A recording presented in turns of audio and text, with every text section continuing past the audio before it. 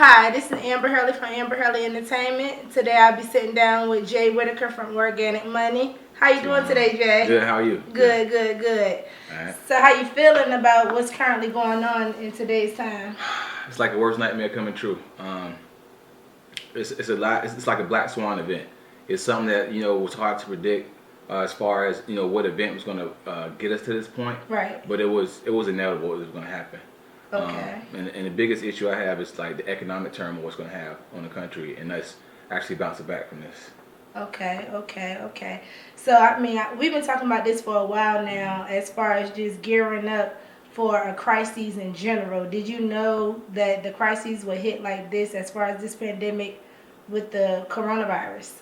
I was watching it because I do a lot of research, so I had seen the effect it had on China, and I knew it was going to be a potential issue. So once I got to that realization, of course I put it in the family text group and let the family know and stuff like that, because I knew it was a serious thing that was evolving that could spread somewhere everywhere.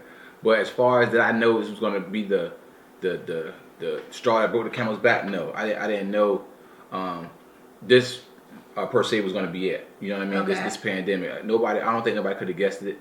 But there was some quote unquote conspiracy theorists who have already put this out here, including Bill Gates. Okay. He talked about it, and he even have a company that's a biotech company that I'm looking into that actually is coming up with a cure for the coronavirus.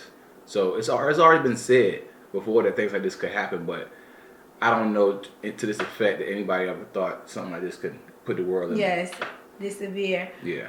If we could just fast forward a little bit, can you tell me a little bit about Organic Money? Yeah. So Organic Money is basically physical gold and silver.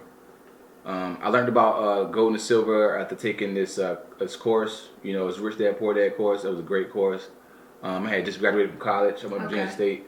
Got my accounting degree with a concentration in finance. Gotcha. I started working at the shipyard as cost analyst, and I slowly started seeing how, hey, I want to do something different with what I want to do in life. So I started reading more. I wanted to get in real estate. I read Rich Dad Poor Dad book. I took this class. And as I was learning a lot about real estate, it just helped.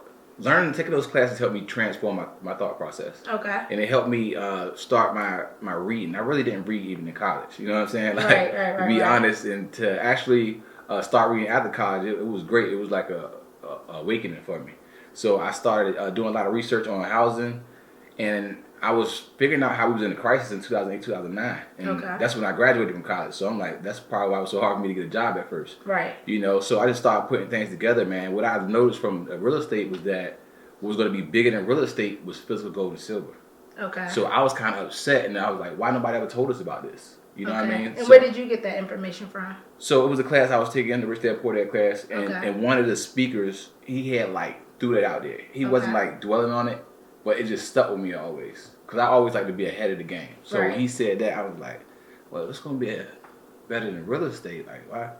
Let me look into this a little more. Mm-hmm. And that basically just opened up the gates to where we're at now. And basically with Organic Money, I started a movement to raise awareness. And I also started a clothing line so people can be walking billboards to help get the message out there as far as what's going on. Because aside from this pandemic happening, it was going to happen anyway. Absolutely. So I just wanted to raise awareness, especially in our community, because we don't have the understanding of money. You know what I mean? Like I said, I got my degree in accounting with a concentration in finance, and I still didn't know what money was. Right. You know what I mean? Right. So if I could ask you a question, what is money? So money is best described by Mike Maloney. Okay. He's an advisor of Rich Dad Poor Dad, and he has the best precious metal book in the world. It's called Gold and Silver. And he describes money as being a unit of account, a medium of exchange, portable, durable, divisible, fungible. Fungible means interchangeable. And it also has to have a store of value. Okay.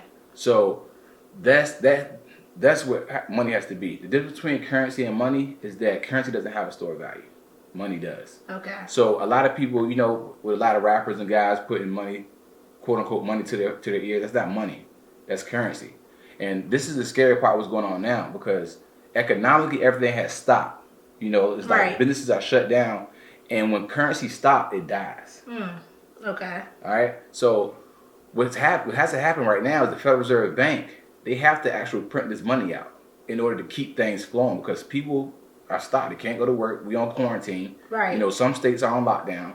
They're talking about a potential national lockdown to where we can't do anything. So how is the economic going to be able to thrive in times like this when it was already sick at first before the pandemic happened? Okay.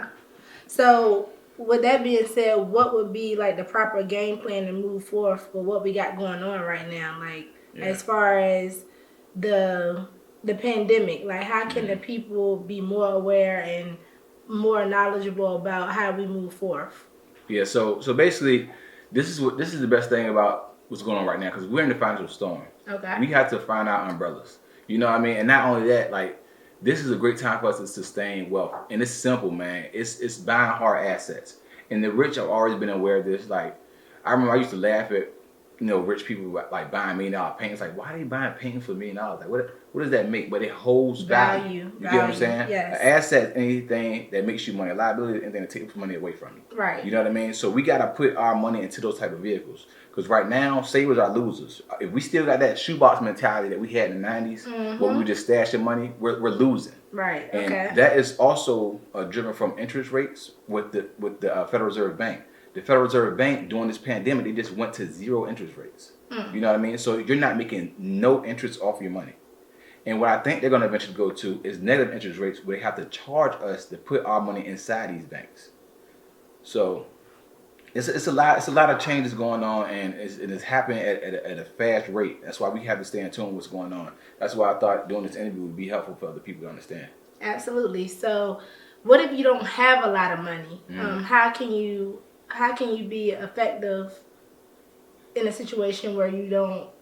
How can you have an impact if you don't have much money right now? Right. And silver is the better buy than gold. Okay. Why do you say that? So silver is more industrialized. It's used in everyday life. It's used in computers. It's used in laptops. It's used in cell phones.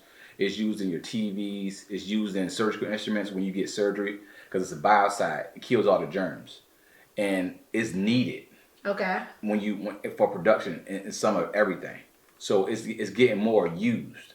So, and another thing that happened recently was that it broke a record, over 5,000-year-old record of gold to silver ratio. A gold to silver ratio is basically for 1 ounce of gold, it's supposed to be 16 ounces of silver. Now it's at 1 to 124 ounces of silver. Okay. So for every 1 ounce of gold, you're buying 124 ounces of silver.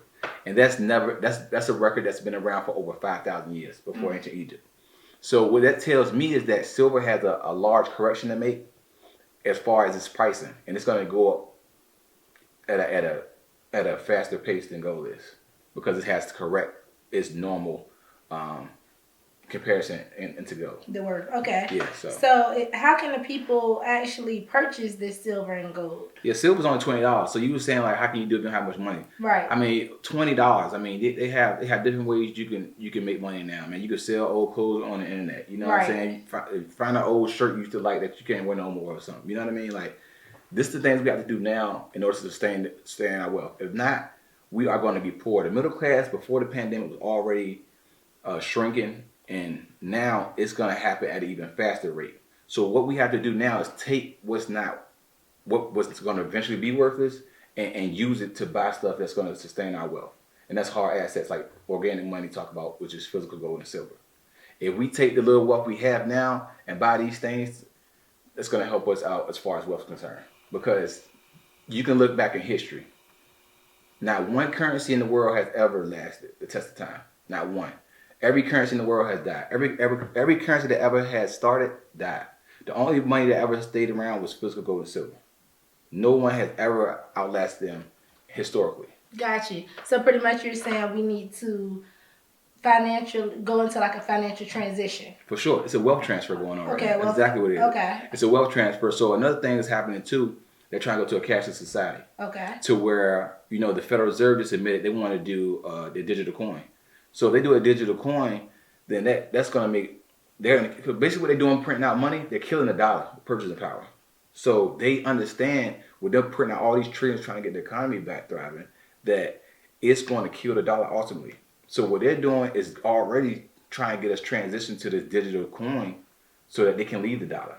You know what I mean? Because that makes sense. Yeah, so it's actually killing us. Like with them printing all this money, you think, okay, yeah, it's gonna help us. We need to revive the economy, but really, it's gonna hurt us in the long run. Right. No, I understand. That's what I'm saying. What you're saying is making sense. They're pretty much trying to kill the dollar bill, the currency. Yeah, oh for sure. And before this happened, it was already happening. So after the 2009 crisis in 2008, they started printing money out when that crisis happened. You know, banks was about to shut down. A lot of people wasn't aware of this. Right. So we so wrapped up in sports and everything else. Like people not in tune with what's really going on. And ATMs was like days away in the United States from not having any money in them. Wow. Yeah, and a lot of people fail to realize that. Wow. So what happened was they had the Federal Reserve Bank, which is a private-owned bank, which is supposed to have been put together by some of the richest people in the world. Okay. And they also have shareholders. They basically get money off the world's dollar, because the U.S. is the world's dollar. All right, the way we became the world's dollar was 1944, Bretton Woods, New Hampshire. It's because we had 2/3 of the world's gold. Gold is boss. All right. Yeah. And in the financial world, gold is always will be boss. Okay. So whoever has the most gold on the block is the man. That's why the United States is still the man right now, because supposedly no one knows, nobody's ever seen it. We got 8,000 metric tons of gold. I remember like 10 years ago, they had started putting those commercials on TV when they were like trying to buy your gold. They didn't care what type of condition or anything it was in. They were just, oh, you have gold, well, we have cash. Yeah. And I think that's when I pretty much not really tuned in. Of course, you definitely brought the awareness to us in general, but that's when I realized that it was a transition going on. Yes. Yeah. So they getting gold at this kind of rate, man. You know, like they know a lot of people have bought gold over the years. You know, even some rappers was getting joked on by how big their change was. I mean, this is our ancestry. Like, you know, gold actually does something to the body. It helps the blood flow in the body. That's a lot of different attributes gold has. Yes. And you know, wearing it is a form of, you know, showing your wealth. You know, and gold has always been money. You know, so these guys had those same gold chains down. I mean, just imagine the price. I mean, you got gold one right now for an ounce is almost $1,600 for 1 ounce of gold. Okay. You know what I mean? So that's actually an investment. Absolutely. You know, even though with jewelry, you're getting less gold in it because it's mixed with metal. So that's why coins is better, because when you buy a coin, it's 0.99%. It's more pure. Okay. It's very more pure. Yeah. Okay. Because you can't really wear the purest form of gold because it'll bend, it'll break. You know what I mean? So that's why you got to mix it, get a 14 karat. You know what I mean? Because it's more strength. Okay. So with what's going on currently in the pandemic, right now the biggest talk is like the stimulus checks. Mm-hmm. Like, what is your take on the stimulus checks? They gotta pay the people, man. Like, you gotta realize this unemployment is not enough for people to survive on. You know what I mean? Like some people make a certain amount where I think what's the unemployment rate in Virginia? Like $300, $400 a week. That's not enough people to live off. They actually it's 600. They went up 600. Yes, it's going 600. Yeah, I mean that's good, man. Because I mean, like I said, like some people just their expenses are way above that. Absolutely. And like I said, the middle class is already shrinking.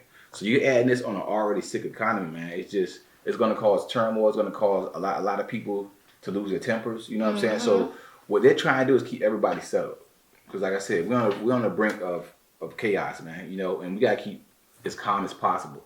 Like, you know, our people, we've been through struggles before. You know what I'm saying? Like, right. we know how to sustain. Yes. You know what I mean? We know how to you know, bounce back after a while. I agree. So, you know, but other people, man, you know, they might want to take their life. You know what I mean? Because they've never been in this place before. Absolutely. You know, they lost their job. You know what I mean? They got all this status they're supposed to have. You know what I mean?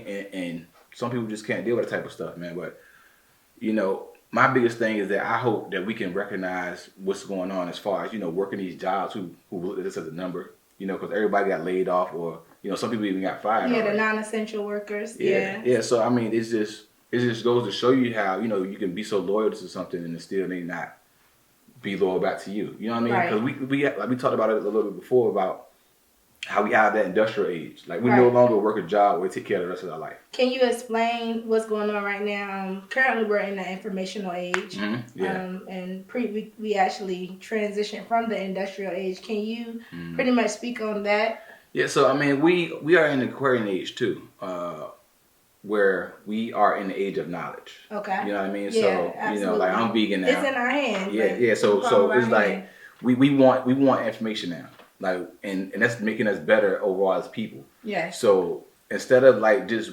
working a job, like people are finding different ways to make income without having to, physically harm themselves in the job they don't like or stress themselves out to where they don't want to be here anymore. You know what I'm saying? So a lot of people are waking up to that, and we just question things more, man. We're getting more healthier, and this is a good time, especially eating healthy right now because with this pandemic going on with this virus, the healthier you are, the better off you're gonna be. Mucus buildup. A lot of that comes from your dieting. You know what I mean? Like I've been vegan for 5 years now, so yeah, I'm very conscious. Too, I'm very conscious. I appreciate it. But I'm very conscious on food and what I put in my body now. And then also it's a vibe too. You know what I'm saying? Like your thoughts are more clear. I didn't know how much or how detrimental meat was until I cut it out. You know what I mean? And like I said, all this stuff is coming full circle. You know what I mean? With just learning who you are as a person. Absolutely. Yeah. Right now, who do you think are more impactful, employees or entrepreneurs? Or is that? Yeah, I mean, it's gonna have to. I mean, we have a problem now. Okay. You know what I mean? So the way you create jobs and opportunity is finding solutions to these problems. So whether it's educating them through consultation or filling these voids that we need. You know what I mean? You got restaurants, man. Like I don't know what's gonna work out with the restaurants because they can't have people in them right now. They're doing pickups and stuff right now, but you're still paying for a physical location. Dining in. Yeah, so it's like there's a lot of game changers that are taking place. I mean, definitely other business models can penetrate now and come up with different ideas to answer these problems that they have, as far as people having social distancing and still being able to run a functional restaurant. So yeah, I think entrepreneurs are going to be big this time right now. Because business is going to crumble. Like my man Nip said, giants going to crumble. And I've been saying that for a while, and this before the pandemic. It was going to happen anyway. Right. Just so happened this was the Black Swan event that did it. Wow.